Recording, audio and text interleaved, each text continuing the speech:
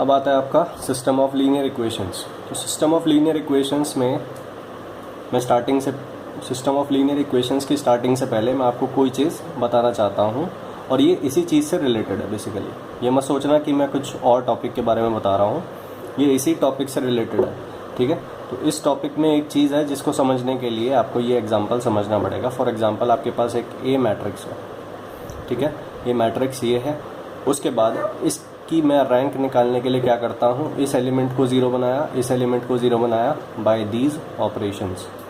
R2 R3 पे operation करें to make these elements as zero using R1 row, ठीक है। सो R2 R3 के एलिमेंट फर्स्ट एलिमेंट को ज़ीरो बनाया यूजिंग फर्स्ट रो, तो ये आपका रिजल्ट आएगा, ठीक है। अब उसके बाद आपने इसको ज़ीरो बना लिया, अब इसको ज़ीरो बनाते हैं। इसको जब ज़ीरो बनाया तो साथ साथ ये भी ज़ीरो हो गया। कैसे? R3 is tends to R3 minus 3 R2। तो आपने देखा ये टोटल जो रो है वो ज़ीरो हो गई, ठीक है। तो ये टोटल ज़ीरो हो गई। ये नॉन ज़ीरो एलिमेंट है, नॉन ज़ीरो एलिमेंट से पहले एक ज़ीरो है, एंड जो कम्प्लीटली ज़ीरो रो है वो आपकी एंड में है, ठीक है।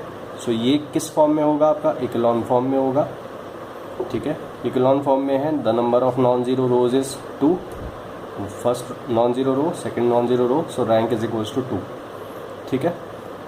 नाउ अगर आप देखो कि अगर इस मैट्रिक्स में मैं एक ज़ीरो कॉलम या ज़ीरो रो ऐड कर देता हूँ, मैं अपने केस के लिए मैं क्या कर रहा हूँ, ज़ीरो कॉलम ऐड कर रहा हूँ, ठीक है। सो मैंने एक कॉलम ऐड कर दिया 0 0 0, ठीक है।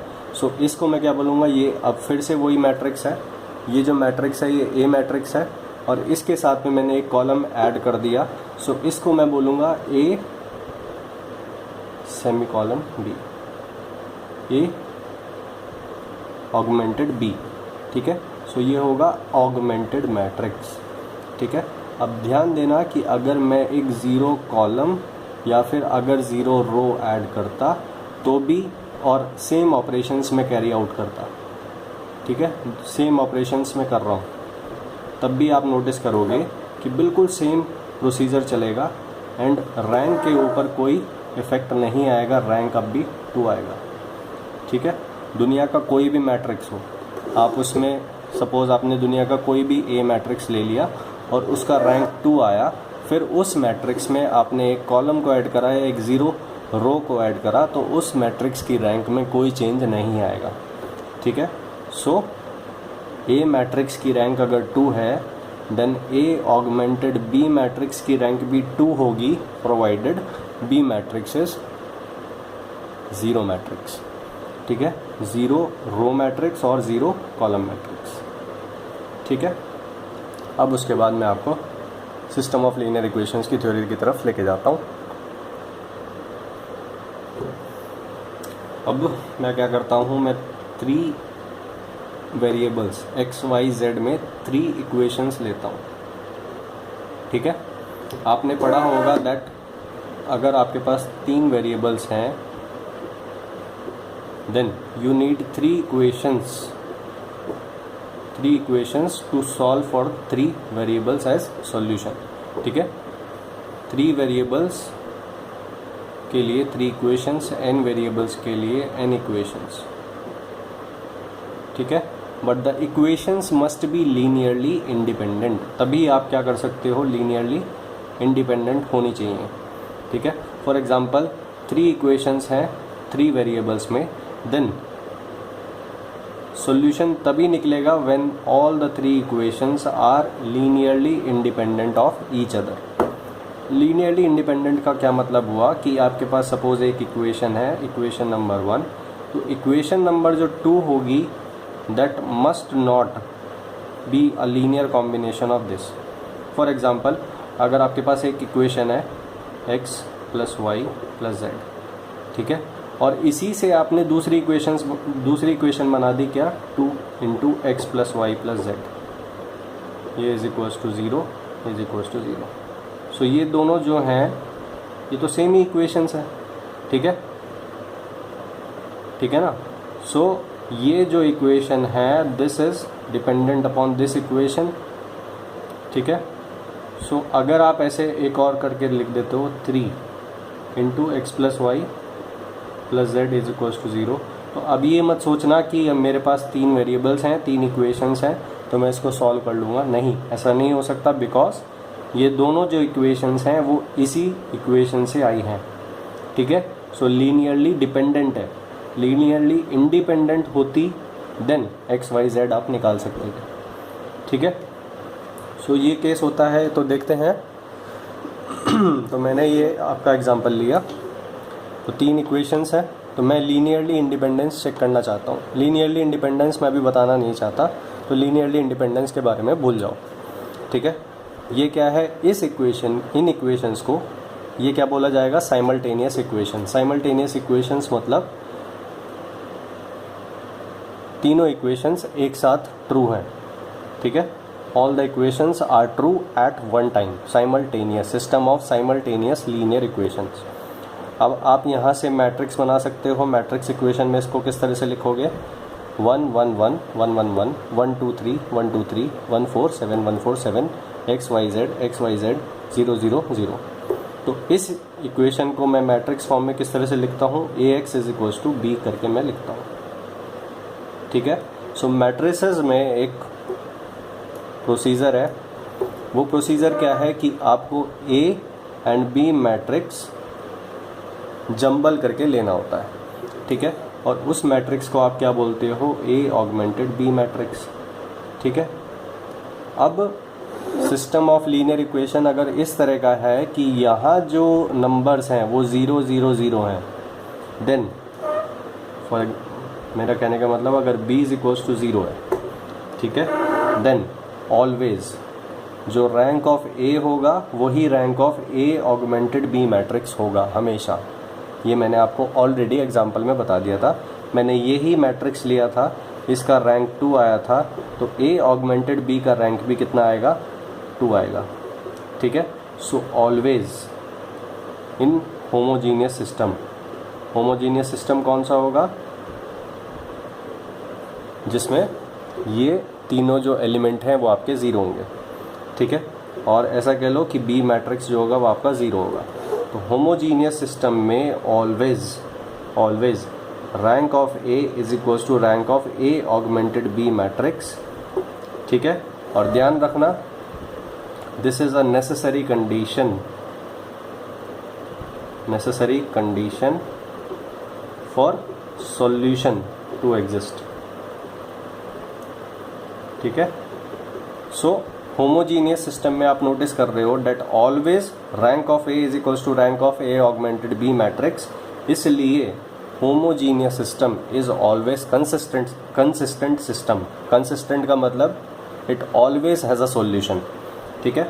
मैंने क्या बोला, rank of A and rank of A augmented B matrix बराबर होना चाहिए, ठीक है, for solution to exist. Solution exist करना यानी कि consistent. So homogeneous system is always consistent, ठीक है। सो ध्यान रखना, homogeneous system is always consistent, हमेशा सॉल्यूशन होगा। अब सॉल्यूशन जो है, सॉल्यूशन या तो एक ही सॉल्यूशन हो सकता है यानी कि यूनिक सॉल्यूशन, ठीक है। एंड सेकंड क्या है कि इनफाइनाइटली मैनी सॉल्यूशंस, ठीक है। 2 पॉसिबिलिटी हैं, या तो यूनिक सॉल्यूशन होगा सिस्टम ऑफ लीनियर इक्वेशन का, या फिर इनफाइनाइटली मैनी सॉल्यूशंस होंगे, ठीक है। अब दूसरी चीज़ क्या है, अब दूसरी चीज़ मैं क्या ले रहा हूँ कि मैं अब जो बी मैट्रिक्स ले रहा हूँ वो मैं अब 0 0 0 नहीं लूँगा, वो मैं अब क्या लेता हूँ 2 3 एंड 5, मैं रैंडमली ले रहा हूँ 2 3 एंड 5, ठीक है। नाउ अब ये क्या हो गया, नॉन ज़ीरो एलिमेंट यहाँ पे आ गए, तो ये अब कौन सा होगा, नॉन होमोजीनियस सिस्टम होगा, नॉन होमोजीनियस, ठीक है। तो अब ऑगमेंटेड मैट्रिक्स क्या होगा, यहाँ पे आएगा 2 एंड 3 एंड 5, ठीक है। तो ये ए ऑगमेंटेड बी मैट्रिक्स आपका क्या होगा, 2 3 एंड 5। नाउ अब केसेस बनेंगे। होमोजीनियस में क्या था, ऑलवेज हमेशा ही ऐसा होगा कि rank of A and rank of A augmented B matrix हमेशा बराबर होगा, ठीक है। बट इस केस में क्या होगा, इस केस में कंडीशन है, because this is non zero matrix, ठीक है। नॉन ज़ीरो कॉलम इसमें ऐड हुआ, तो rank of A, this is A, and rank of A augmented B matrix हमेशा इक्वल नहीं होगा, ठीक है। बट ध्यान रखना, अगर rank of A is equals to rank of A augmented B matrix हुआ, देन सॉल्यूशन एग्जिस्ट करेगा, ठीक है। सो ध्यान रखना, this is a necessary condition in any case, कोई भी सिस्टम ऑफ लीनियर इक्वेशन हो, this is the necessary condition for solution to exist, ठीक है। सॉल्यूशन एग्जिस्ट करेगा अगर ये कंडीशन ट्रू है। नाउ फिर से दो केसेस होंगे, या तो यूनिक सॉल्यूशन होगा, ठीक है, या फिर इनफाइनाइटली मैनी सॉल्यूशन होगा। यूनिक सॉल्यूशन कब होगा? जब ये जो रैंक है equals to number of variables, हमारे केस में नंबर ऑफ वेरिएबल्स कितना है? 3, ठीक है। सो यूनिक कब होगा? When rank of A solution exist कर रहा है, चाहे यूनिक हो चाहे इनफाइनाइटली मैनी हो, सॉल्यूशन एग्जिस्ट कर रहा है। सॉल्यूशन एग्जिस्ट करने के लिए, चाहे होमोजीनियस सिस्टम हो चाहे नॉन होमोजीनियस सिस्टम हो, सॉल्यूशन एग्जिस्ट करने के लिए this is the necessary condition. अब यूनिक है, then rank of A is equals to rank of A augmented B matrix, ये तो होगी conditions for solution to exist. And for unique solution एक एक्स्ट्रा कंडीशन आ जाएगी, which is rank should be equal to n, ठीक है। Now अब infinitely many solution के लिए क्या है? Rank of A is equals to rank of A augmented B matrix. तो ये क्या है? This is the condition for solution to exist. But infinitely many के लिए एक और कंडीशन आ जाएगी, वो क्या है? Rank should B less then n number of variables, ठीक है। और एक चीज़, यूनिक सॉल्यूशन के लिए आप इस केस में देख रहे हो that the rank should be number equal to number of variables, यानी कि 3, ठीक है। इसका मतलब rank of A is equal to rank of A augmented B matrix 3 के बराबर होना चाहिए। And A is a 3/3 matrix, और अगर 3/3 मैट्रिक्स का जो रैंक है वो 3 है, 3 यानी कि ऑर्डर के बराबर है, यानी कि वो मैट्रिक्स क्या होना चाहिए? That matrix must be non singular matrix. तो ये इसमें आप एक एक्स्ट्रा कंडीशन कॉमन सेंस से निकाल सकते हो, ठीक है। एक्चुअली में ये कंडीशन है, बट इस कंडीशन के अंदर एक हिडन चीज़ क्या है? दिस, ठीक है। फिर उसके बाद इसमें ऐसी कोई कंडीशन नहीं है। फिर उसके बाद क्या कहते हैं, ये तो मैंने नॉन होमोजीनियस के लिए बताया ना,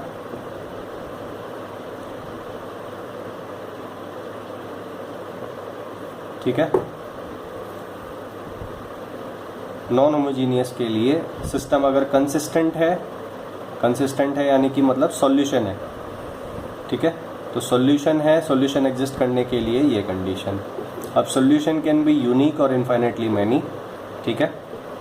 for solution to exist this is the condition, for unique solution this is extra condition, for solution to exist this is the condition, for infinitely many solution this is the extra condition, ठीक है। फिर इसमें एक hidden चीज़ क्या है? If rank of A is equals to 3, which is the order of the matrix, then determinant of A must not be 0. That means A should be a non-singular matrix. A should be a non-singular matrix, ठीक है। अब non homogeneous case के लिए मैंने बताया कि rank of A and A augmented matrix, A augmented B matrix बराबर हो भी सकती है और नहीं भी हो सकती। अगर बराबर है तो सॉल्यूशन एग्जिस्ट करेगा। इफ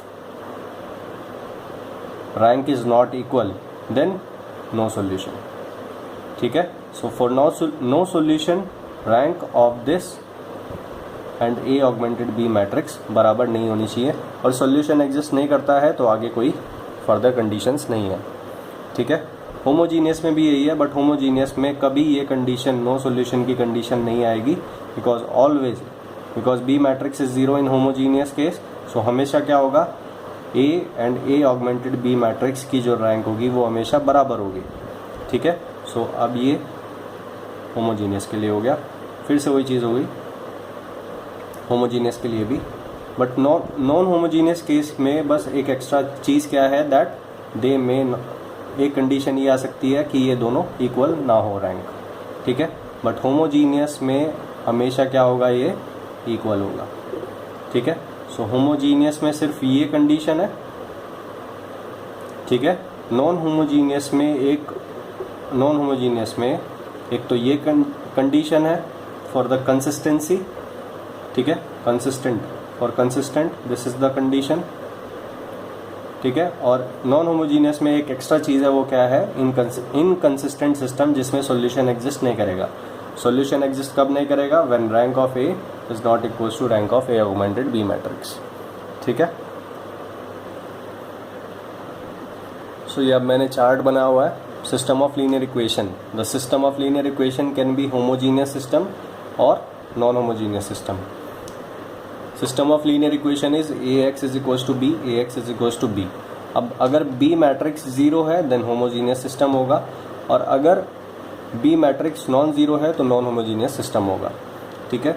अब होमोजीनियस सिस्टम की बात करते हैं। होमोजीनियस सिस्टम में मैंने आपको बताया always, because B matrix is zero, so always solution exist करेगा, because A matrix and A augmented B matrix की रैंक बराबर होगी, ठीक है। तो मैंने आपको बताया था this is the necessary condition for solution to exist. Now solution can be one और इनफाइनाइट, ठीक है। For unique solution the rank must be equal to n, and for infinite solution there is one extra condition which is rank should be less than n, ठीक है। Now unique solution अगर कुछ है homogeneous system में तो वो always क्या होगा, ज़ीरो सॉल्यूशन होगा। x is equals to zero, y is equals to zero and z is equals to zero, ठीक है। जितने भी वेरिएबल्स हैं all the variables are together zero and they will satisfy all the equations simultaneously, ठीक है। So अगर क्या कहते हैं यूनिक सॉल्यूशन है देन इन होमोजीनियस केस वो हमेशा ज़ीरो सॉल्यूशन होगा, ठीक है। और अगर इनफाइनाइटली मैनी सॉल्यूशन है देन ज़ीरो सॉल्यूशन के साथ साथ और भी सॉल्यूशंस एग्जिस्ट करेंगे, ठीक है। सो नॉन ट्रिवियल सॉल्यूशन क्या हुआ, नॉन ज़ीरो सॉल्यूशन, ठीक है। Non zero solution will be infinitely many, ठीक है। So for solution to exist this is the condition. For unique solution there is one extra condition कि rank equal to n। For solution to exist this is the condition. For infinitely many the rank must be less than number of variables. Now अब non homogeneous के case में consistent and inconsistent दोनों चीज़ आ सकती हैं। सो consistent के लिए मैंने आपको बताया फॉर कंसिस्टेंट मतलब सॉल्यूशन एग्जिस्ट करता है, एंड सॉल्यूशन एग्जिस्ट करने के लिए this is the necessary condition, A and A augmented B matrix का रैंक बराबर होना चाहिए। इनकंसिस्टेंट के लिए एक नॉन होमोजीनियस में ये एक्स्ट्रा कंडीशन है बस, वो है नो सॉल्यूशन की, ठीक है। सो नो सॉल्यूशन कब होगा, जब रैंक बराबर नहीं होगी, ठीक है। फिर इसमें फिर से वही चीज़ है, वही होमोजीनियस वाली चीज़, ये रैंक कंसिस्टेंट है तो ये कंडीशन दोनों में आएगी, ठीक है। यूनिक सॉल्यूशन है तो this is the extra condition, infinitely many है so this is the extra condition, same as this, ठीक है, बिल्कुल same as homogeneous case. So homogeneous and non homogeneous में सिर्फ एक डिफरेंस है, वो क्या है, there is one extra condition in non homogeneous system, because non homogeneous system में ए ऑगमेंटेड बी मैट्रिक्स का रैंक अलग हो सकता है रैंक ऑफ ए से, ठीक है। Rank of A and rank of A augmented B matrix may not be equal in non homogeneous system, ठीक है। अब फिर मैंने आपको बताया था कि अगर rank of A is equals to number of variables which is order, so A must not be zero, यानी कि नॉन सिंगुलर मैट्रिक्स होना चाहिए, ठीक है। और फिर सेम चीज़ यहाँ पे है, determinant of A must not be zero, so ये क्या होना चाहिए, नॉन सिंगुलर मैट्रिक्स होना चाहिए। ये एक्स्ट्रा कंडीशन मैं आपको ऑलरेडी समझा चुका हूँ, ठीक है। सो हमेशा जब भी सिस्टम ऑफ लीनियर इक्वेशन देखना है तो स्टार्टिंग करना है ए ऑगमेंटेड बी मैट्रिक्स से, और उसके बाद आपको रैंक की तरफ बढ़ना है, ठीक है, आपको रैंक निकालना है।